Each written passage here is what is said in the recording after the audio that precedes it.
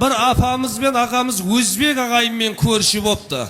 Özbek ağayımмен көрші, apamız ерте uykudan turup tangı 6'da dalaga çıksa, Özbek ağayının kızı үйінің aldına su sevip sıpırıp жүреді eкен. Үйге кірсе өзінің kızı ұйықтап атады eкен.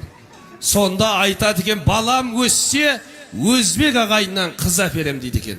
Періште әумин деген шығар, баласы ер жетіп, Özbek ağayından kız әперіпті. Тойды өткеріп, ертесіне шал депті, тұр депті. Келіннің үйдің алдын сыпырғанын көреміз депті. Сөйтіп шалы екеуі тапшанда әтеш қыса таңғы 6'da отыр дейді. Сағат 7 бопты, келін жоқ дейді. 8 бопты, келін жоқ. 9'da тұрыпты келіні. Шал айтты, кәні үйдің алдын сыпырғаны десе, ертең көрейік депті. Шаршаған шығар. Ертесіне 10'da тұрыпты келіні. Оның ертесіне 11'де тұрыпты.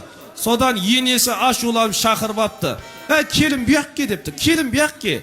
Маған сәні ерікканнан алдым ма? Özbek ağayының қызы ертелап тұрып үйдің алдын сұпырады деп алдым депті. Сөйтсе келін айтады, ена, мен сіздерге ерікканнан тейдім ме? Қазақтар 12'ge дейін ұйықтайды дегесін тейдім деген екен. Сол сияқты ағайындар, ертесімен тұратын ата-анасындай ұғатын, жүгіріп қызметтеріңізді қылатын келін келсін шаңырақтарыңызға.